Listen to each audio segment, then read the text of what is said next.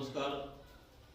मी दीपक सोनोने, जिल्हा परिषद केंद्रीय प्राथमिक शाळा भराडी, तालुका सिल्लोड, जिल्हा छत्रपती संभाजीनगर या ठिकाणी सहशिक्षक म्हणून कार्यरत आहे. माझा जो विषय आहे सामाजिक उत्पादन या विषयावर मी आपल्याशी संवाद साधू इच्छितो. या माध्यमातून आज मी इयत्ता 5वीच्या वर्गात अभंग हा पाठ मी या ठिकाणी घेणार आहे. त्या पाठाच्या अनुषंगाने संत जनाबाई यांचा अभंग मी या ठिकाणी निवडलेला आहे आणि तो अभंग आपल्या सर्वांसमोर सादर करू इच्छितो.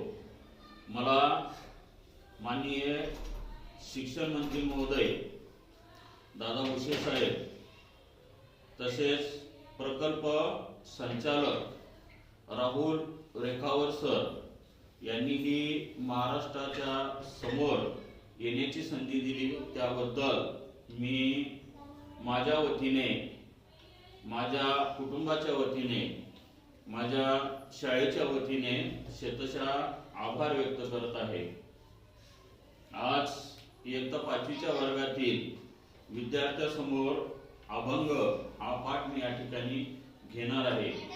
मित्रांनो, अभंगाची परंपरा ही महाराष्ट्रामध्ये खूप प्राचीन काळापासून सुरू झालेली आहे. अभंगाच्या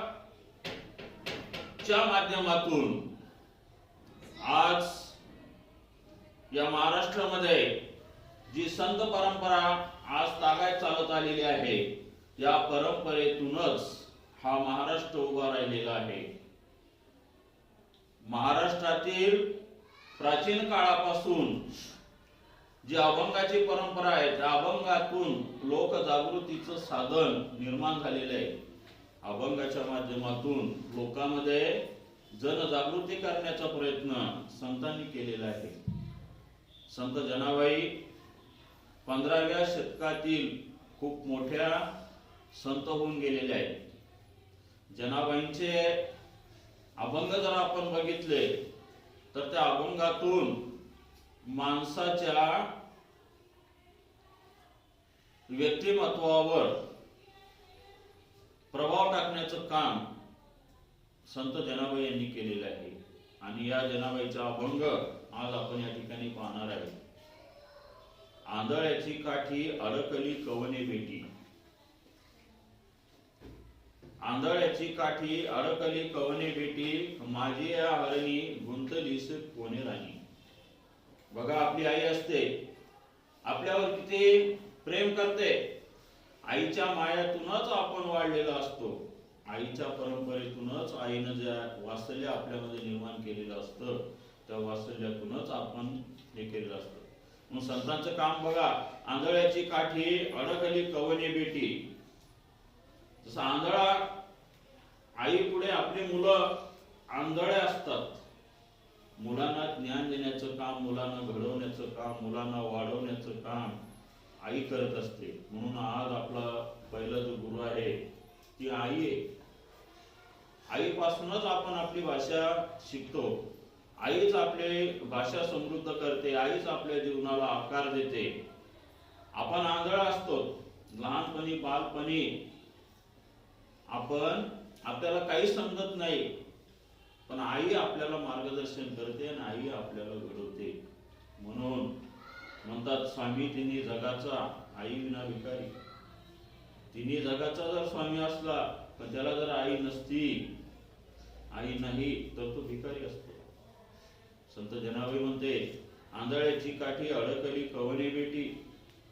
संतांची परंपरा, संतांनी लोक जागृतीच्या माध्यमातून, समाज जागृतीच्या माध्यमातून, समाज सुधारण्याच्या माध्यमातून अनेक कार्य केलेले. संत परंपरा, संत नामदेव, चोखामेळा, रविदास, पांडुरंग, विठ्ठल, या अशा संतांच्या परंपरा, संत तुकाराम महाराज, अशा संतांच्या परंपरा, ज्ञानेश्वर महाराज अशा संतांच्या परंपरा आज आपल्याकडे आहेत. म्हणून आज या समाजाची सामाजिक व्यवस्था ही सहिष्णुवादी झालेली आहे. संतांनी अंधश्रद्धेवर सुद्धा प्रहार केलेला आहे. अंधश्रद्धा निर्मूलनासाठी सुद्धा संतांनी काम केलेले आहे. गाडगे महाराज काय म्हणतायत,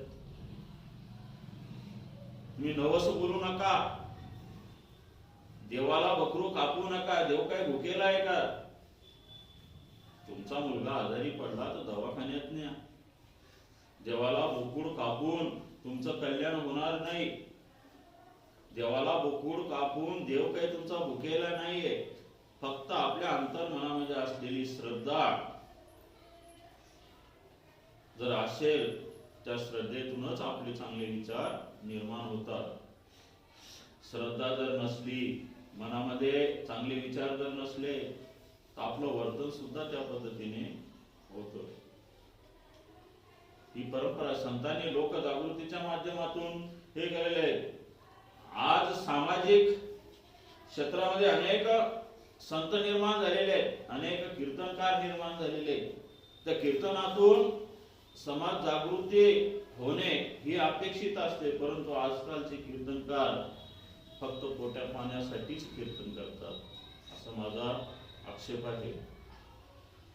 असे संत जर निर्माण झाले तर या देशाची घडी असहिष्णुतावादी निर्माण होण्यास वेळ लागणार.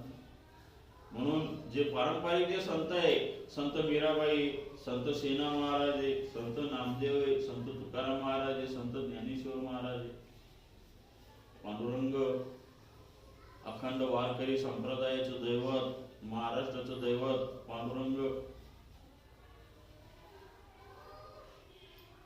संत जनाबाई म्हणते, आंधळ्याची काठी अडकली कवने बेटी, माझे हरणी गुंतलीशी कोणी राणी.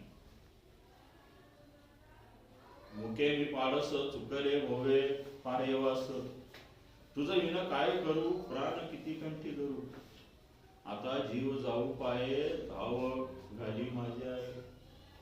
जेव्हा जेव्हा आपल्यावर संकट येतं तेव्हा आपण काय म्हणतो, आई बापरे. जेव्हा आपल्यावर एखादं संकट उभं राहिलं तर आपण एकदम आपल्या तोंडातून शब्द येतो, बापरे आई. तेव्हा तुम्हाला आई आठवते, आणि जेव्हा चांगला असतं तेव्हा तुम्हाला आई आठवत नाही.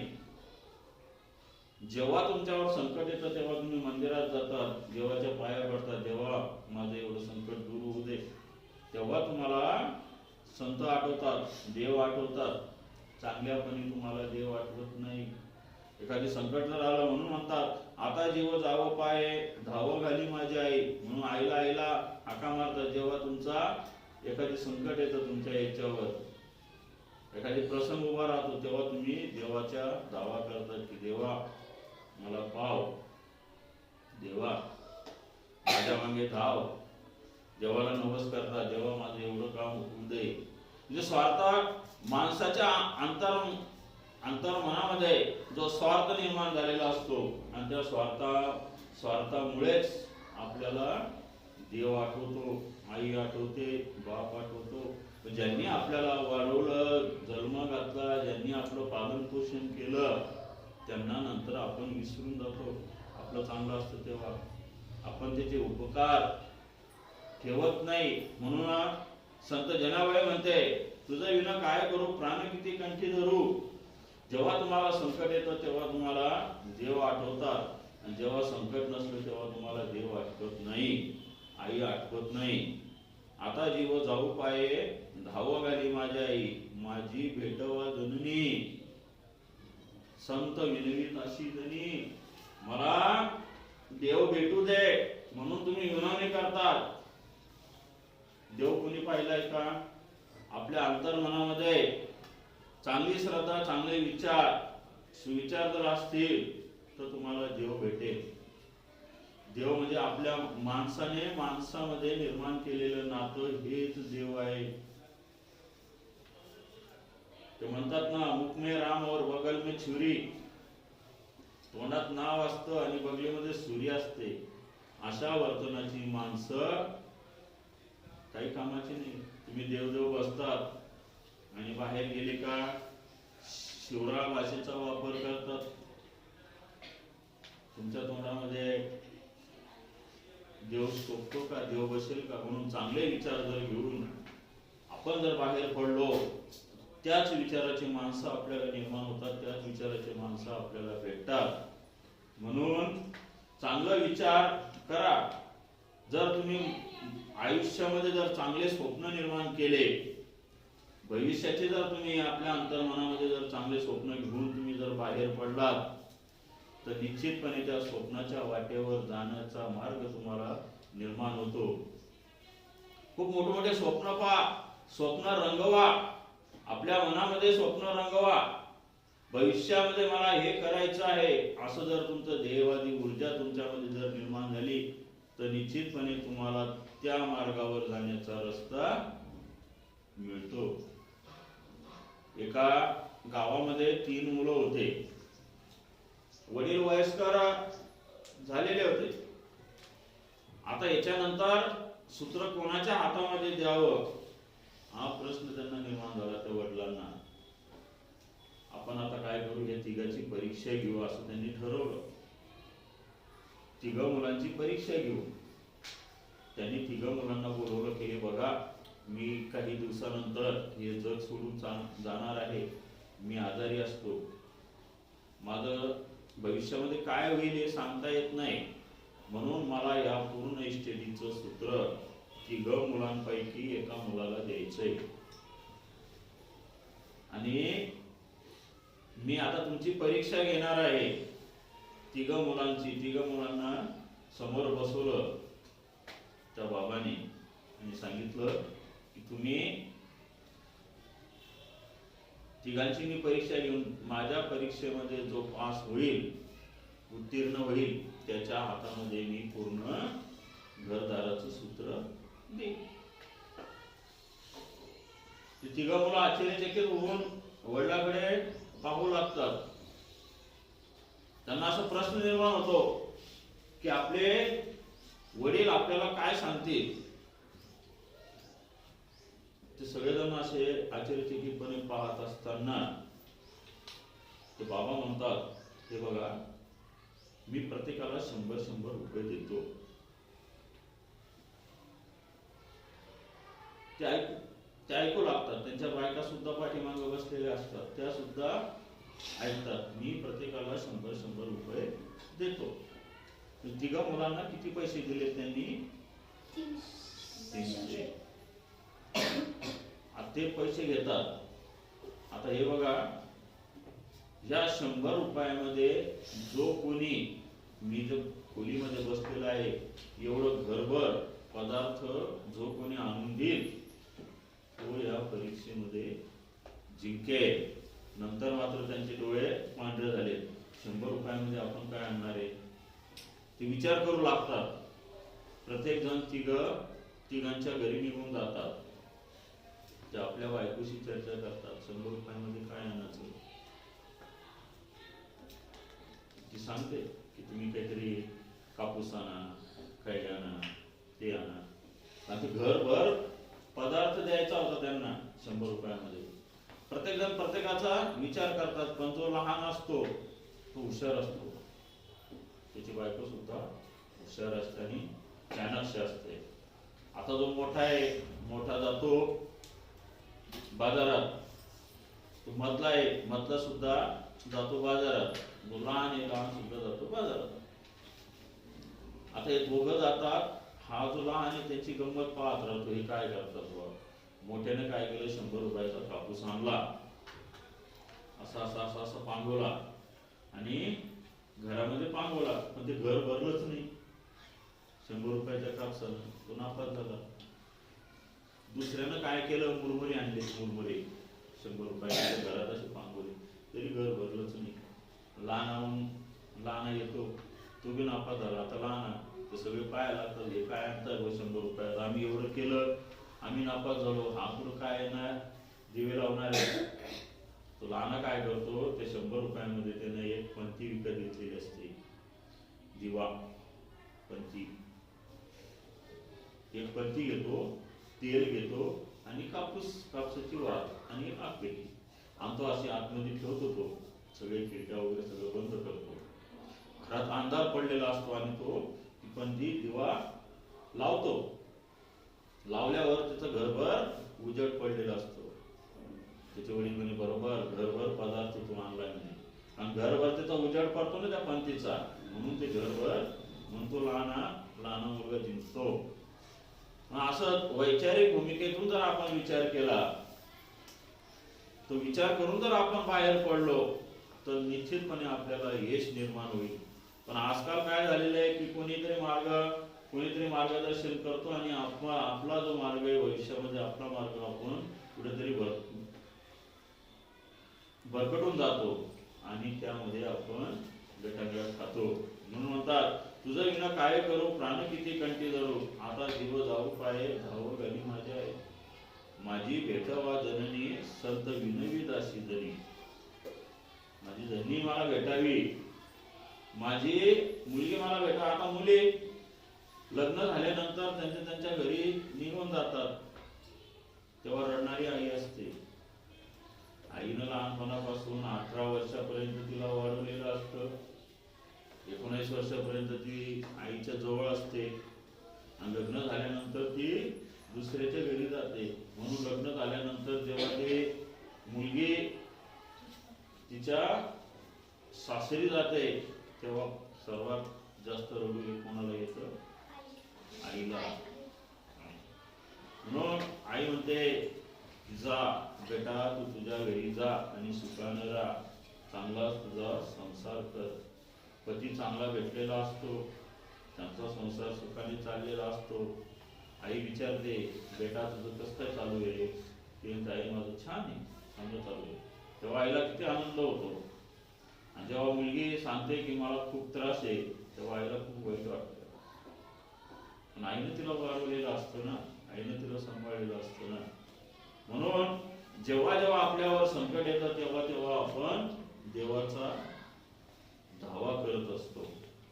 पण चांगले विचार जर घेऊन, सुविचार जर घेऊन मनामध्ये जर आपण बाहेर पडलो, आपण जर निघालो तर निश्चितपणे आपल्याला चांगला मार्ग निर्माण होतो. तुम्ही एखादी गटार असते, त्या गटारीमध्ये जर एखादी दगड टाकला तर त्या गटारीचं पाणी कोणावर उडेल? तुमच्यावरच उडेल. उडतं ना, तुमच्यावरच उडेल ते पाणी. असा विचार करा की आपण गटारीमध्ये जर दगड टाकला तर त्याचा त्रास आपल्यालाच होणार आहे, ते पाणी आपल्याच अंगावर उडणार आहे. मग असं न करता दगडच टाकू नका ना. असं जर विचार केला तर दगड टाकण्याच्या अगोदर तुम्ही विचार केला तर तुमचं सुविचार निर्माण होतो. तर पहा, संतांनी सामाजिक भेद निर्माण केला नाही. संतांपुढे कुठलीही जात नव्हती, कुठलाही धर्म नव्हता. हा हिंदू आहे, हा मुस्लिम आहे, ही स्त्री आहे, हा पुरुष आहे, हा अमक्या जातीचा, तो तमक्या जातीचा, असं संतांनी कधीच माणसामध्ये भेद निर्माण केला नाही. संतांना फक्त एकच माहित होतं की माणूस जातीसाठी कल्याण करणं हेच फक्त संतांना अपेक्षित होतं. संतांना माहित होतं की सगळी माणसं ही परमेश्वराची लेकरं आहे आणि या लेकराची सेवा करण्यासाठीच माझा जन्म आहे, अशी भावना त्यांच्यामध्ये निर्माण केली. साने गुरुजी म्हणतात खरा तो एकची धर्म जगाला प्रेम अर्पावे. खरा तो एकच धर्म आहे की जगाला प्रेम करा, जगावर तुम्ही प्रेम करा, माणसावर प्रेम करा. हा एकच धर्म होता त्यांच्यामध्ये आणि त्याच धर्मानुसार त्यांचा विकास झालेला आहे.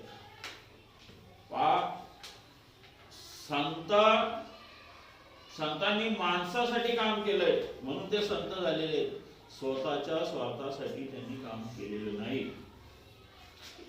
संत परंपरा जर आपण बघितली, संत तुकाराम, संत ज्ञानेश्वर, संत मुक्ताबाई, संत जनाबाई, ही परंपरा जर बघितली आपण, या परंपरेतून माणसंच उभे राहिले, माणसं घडवण्याचं काम संतांनी केलेले. संतांच्या अंगी कधी अहमीपणा नव्हता, कधी गर्विष्ठपणा नव्हता, कधी संपत्तीचा मोह नव्हता. त्यावेळेचे संत.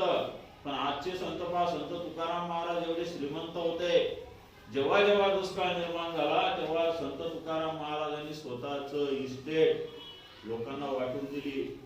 ते म्हणायचे की हे पैसा, सावकार होते संत तुकाराम महाराजांचे वडील, सावकार होते, त्यांनी सगळा पैसा वाटून दिला. अरे लोक मरत असताना आपल्या घरी आपण पुरणपोळी खातो, हे तुम्हाला चांगलं वाटतं का? पण त्या संत तुकाराम महाराजांना सहन झालं नाही. लोक दुष्काळाने मरत आहे म्हणून त्यांनी सगळी इस्टेट लोकांना वाटून दिली. तुमच्या शेजारी जर एखादी माणूस मेला, तिथं गर्दी जमली, तुम्ही शेजारी एखादी स्पीकर लावून नाचतात का आपल्या घरी? नाही. तुम्हाला सुद्धा दुःख होतं ना की आपल्या शेजारचा गेलाय, तोंड वाचून. तुम्ही नाचताय का आपल्या घरामध्ये डीजेवर? डीजे एखादी स्पीकर मोठा आवाज करून नाही तर तुम्ही सुद्धा दुःखी होता. म्हणून माणसाने माणसावर प्रेम केलं पाहिजे, हीच शिकवण संतांनी दिलेली आहे. तर पहा, सामाजिक कार्य, गाडगे महाराजांचं कार्य सांगितलं, अंधश्रद्धेवर प्रहार केला. गाडगे महाराज म्हणतात, अरे तुम्ही देवळं बांधतात, देवळाचे कळस हे सोन्याचे करतात, पण ज्या शाळेमध्ये तुमची पिढी शिकत आहे, ज्या शाळेमध्ये तुमचे लेकरं शिकतायत, त्या शाळेचं शेत गळकय. अरे हेच शाळेमध्ये बसणारे लेकर हेच देव आहेत, यांचीच पूजा करा. संत गाडगे महाराज म्हणतात, त्यांचं शेत चांगलं करा, हे भविष्य आहे. उद्याची पिढी, उद्याचा समाज या शाळेतूनच निर्माण होणार आहे, शाळेतूनच ही पिढी उभी राहणार आहे. उद्याचा समाज जर पाहायचा असेल, समाजाचा आरसा, तर शाळेत पहा. आपली जर शाळा चांगली असली, शाळेमध्ये चांगल्या गोष्टी जर मिळत असल्या मुलांना, तर उद्या भविष्यामध्ये या समाजामध्ये ही मुलं गेल्यानंतर सुशिक्षित झालेली मुलं निश्चितपणे समाजाला चांगलं वळण, चांगली दिशा देऊ शकतील, असं संतांनी म्हटलेले, गाडगे महाराजांनी म्हटलेले. संत जनाबाई म्हणते, जेव्हा तुमच्यावर संकट येतं तेव्हा तुम्हाला देव आठवतो, जेव्हा तुम्ही चांगले असतात तेव्हा देवाचं नाव घेत नाही. चांगले विचार घेऊन जर, चांगले सुविचार जर तुमच्या मनामध्ये निर्माण झाले, चांगले विचार जर घेऊन तुम्ही बाहेर गेले, बाहेर पडले, तर निश्चितपणे तुमचं कल्याण झाल्याशिवाय राहत नाही. स्त्रीवादी परंपरा, संतांनी कधीच भेद केला नाही. ही स्त्री आहे आणि हे पुरुष आहे, यांनी कधीच भेद केला नाही. सावित्रीबाई फुले जेव्हा मुलींच्या शाळेमध्ये शिक्षणासाठी जात होती, त्या लोकांना वाटलं की जर मुली शिकल्या तर भविष्यामध्ये आपल्याला किंमत, पुरुषांना किंमत राहणार नाही, म्हणून मुलींना शिकू देऊ नये, असं त्या लोकांना वाटत होतं. पण सावित्रीबाई फुले, महात्मा ज्योतिबांनी सावित्रीबाईला सांगितलं की उद्या आपल्याला आपला समाज जर सुधारायचा असेल तर सर्वात पहिले स्त्रियांना शिक्षण दिलं पाहिजे. जेव्हा ती शाळेमध्ये जात होती पुण्यातील भिडेवाड्यामध्ये सावित्रीबाई फुले, तेव्हा लोक तिला शेण मारायचे, दगड मारायचे, अंडे मारायचे. सावित्रीबाई फुले घरून निघताना 2 साड्या घेऊन जायची. शाळेत गेल्यानंतर जी भरलेली साडी आहे ती बदलायची आणि चांगली साडी नेसायची, त्या मुलींना शिकायची. सुरुवातीला 7 मुली होत्या शाळेमध्ये, 7च मुली शिक्षणासाठी. जेव्हा स्त्रियांचं शिक्षण चालू झालं तर 7 मुली, त्याही मुली पाठवत नव्हत्या. एक धनगराची मुलगी होती, एक मुस्लिम समाजाची मुलगी होती, एक पाटील समाजाची मुलगी होती, एक चांभार समाजाची मुलगी होती, अशा त्या मुली. लोक नावं ठेवायचे, तुम्ही शिकून काय करणार आहे, शिकून काय जग जिंकणार आहे, शिकून काय खूप मोठे होणार आहे, शिकून काय राष्ट्रपती होणार आहे.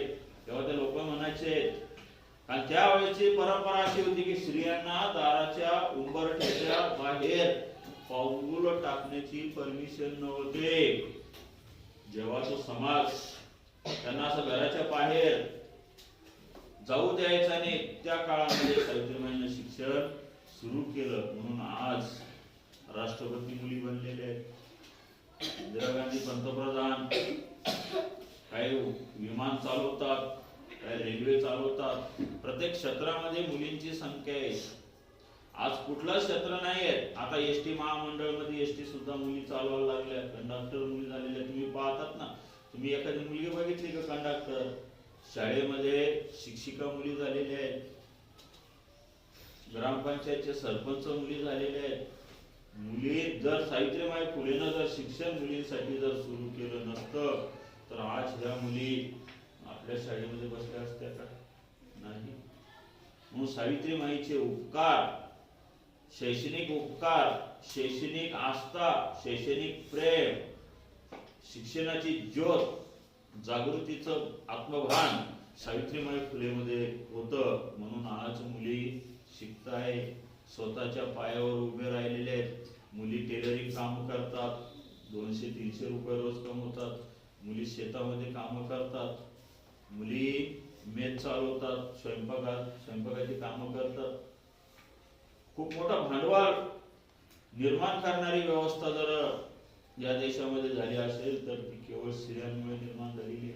बचत गट चालवतात, कोटी कोटी रुपयाचे बचत गट चालवतात. पावळा तालुक्यामध्ये एक महिलेनं गोधड्या शिवण्याचा उद्योग निर्माण केला. गोधड्या तुमच्या घरात आहे ना, गोधड्यात म्हणतात ना त्याला. हा, तर गोधड्या शिवण्याचा उद्योग तिने निर्माण केला. सुरुवातीला एकटे करायची, नंतर शेजारी पाजारी असे तसे करून जवळजवळ 100 बाया मिळून त्या गोधड्या तयार करतात आणि त्या गोधड्या बाहेरच्या देशात विकल्या जाऊ लागल्या. तिला पुरस्कार मिळाला राष्ट्रपतीच्या हाताने. तिने उद्योग निर्माण केला त्या गोधड्यांचा. हे जुने पुराणे कपडे जमा करायचे आणि त्याचे ते गोधड्या शिवायचे. आज त्या गोधड्या अमेरिका, जपानमध्ये विकल्या जातात. तिला राष्ट्रपतीच्या हाताने पुरस्कार मिळाला. म्हणजे उद्योगाची निर्मिती जर म्हणले तर स्त्री कुठंच कमी नाही. पापड उद्योग स्त्रिया करतात, मसाले उद्योग करतात, अनेक उद्योग व्यवसाय त्या स्त्रिया निर्माण करतात. म्हणून स्त्रीवादी परंपरा ही संतांपासून सुरू झाली. आजपर्यंत ती स्त्रीवादी परंपरा तशी चालू झालेली आहे. समाज जागृतीचं अभियान संतांनी निर्माण केलं. समाजाला जागा करण्याचं अभियान निर्माण केलं. अरे ही गोष्ट वाईट आहे, ही गोष्ट एक आहे. ही पृथ्वी पूर्वी म्हणायचे की शेषनागाच्या कण्यावर उभी आहे. एका शास्त्रज्ञाने सांगितलं ही पृथ्वी शेषनागावर नाहीये. अण्णाभाऊ साठे सांगितलं की ही पृथ्वी शेषनागाच्या याच्यावर नाही, ही पृथ्वी कष्टकऱ्याच्या हातावर उभी आहे. काय सांगितलं? ही पृथ्वी कशावर उभी आहे? कष्टकऱ्याच्या हातावर उभी आहे. कष्ट करण्याची ऊर्जा आणि कष्ट करण्याची ताकद जर प्रत्येकाच्या हातात असेल तर त्याच्या हातावर ही पृथ्वी उभी आहे. अण्णाभाऊ लोकशाहीर, साहित्य सम्राट अण्णाभाऊ साठे म्हणतात. म्हणून ही संतांनी जे जागृतीचं अभियान राबवलेलं आहे हे खूप मोठं आहे. न्यूटन म्हणतो की न्यूटन झाडाखाली, आंब्याच्या झाडाखाली झोपलेला असताना त्या आंब्याचं एक फळ खाली येतं तेव्हा तो विचार करतो हे फळ खालीच का आलं, हे वर का गेलं नाही. त्याच्यावर तो शोध लावतो. हे फळ, आंब्याचं तुटलेलं फळ हे खालीच का पडलं, वर का गेलं नाही, असा तो शोध लावतो. विचार करतो तो न्यूटन. आणि त्या न्यूटनने विचार करून वर फेकलेली वस्तू खालीच का येते, तर गुरुत्वाकर्षणाचा शोध त्यांनी लावला. कशाचा शोध लावला? गुरुत्वाकर्षणाचा. वर फेकलेली वस्तू खाली येते. कोणा लावला तो शोध? गुरुत्वाकर्षणाचा आयझॅक न्यूटन. तर व्यसन मुक्तीसाठी सुद्धा संतांनी प्रयत्न केलेले आहेत. दारू पिऊ नका. दारू पिऊन कोणाचं कल्याण झालेलं आहे? तुम्ही व्यसन करतात. तंबाखू खाऊ नका. तंबाखू पासून कोणाचं कल्याण झालेलं आहे? या असं संतांनी सांगितलेलं आहे की व्यसन करू नका तुम्ही. व्यसनाने हानी होते, फायदा काहीच नाही. त्याऐवजी तुम्ही 200 रुपये दारू मध्ये टाकल्यापेक्षा 200 रुपयाचे तुम्ही बदाम आणा, काजू आणा, सगळं घर खाईल. दारू पिऊन तुम्हाला स्वर्ग मिळत नाही, उलट तुमची हानी होते. तंबाखू खाऊन तुम्हाला स्वास्थ्य मिळत नाही, तंबाखूने तुमची हानी होते, हे संतांनी सांगितले. म्हणून संत परंपरा आज तागाय सुरू आहे. आजच्या संतांविषयी मी बोलू इच्छित नाही. आजचे संत फक्त स्वार्थाने बरबटलेले आहेत. पण संत तुकाराम महाराज, संत ज्ञानेश्वर, चोखामेळा, रविदास, पांडुरंग यांनी जे जे कामं केलेले आहेत, यांचे जे विचार आहेत ते आजही अभंग आहेत. ते कधीच दुभंगलेले नाही आहेत. 15व्या शतकापासून चालत आलेली अभंगाची परंपरा संत जनाबाईची त्या आज सुद्धा चालू आहे. अभंग याचा अर्थ तोच अभंग म्हणजे कधी बी दुभंग न झालेले, कायम स्वरूपी टिकून असलेले, पिढ्यानं पिढ्या शतपुत्तर चंद्र सूर्य असेपर्यंत अभंग ही परंपरा अशी सुरू राहणार आहे. संत जनाबाई म्हणते, आंधळ्याची काठी अडकली कवली बेटी, माझे हरणी गुंतलीशी कोणी राणी. मुके मी पाडस चुकले भोवे पाहे वास, तुझं विना काय करू प्राण किती करते करू. आता जीव जाऊ पाहे धाव घाली माझे आहे, माझी भेटावा जननी संत विनवी दासी धनी. अशा पद्धतीने हा पाठ आज आपण या ठिकाणी घेतलेला आहे. या पाठाच्या माध्यमातून तुम्हाला संत परंपरा ही या ठिकाणी लक्षात आलेली. धन्यवाद.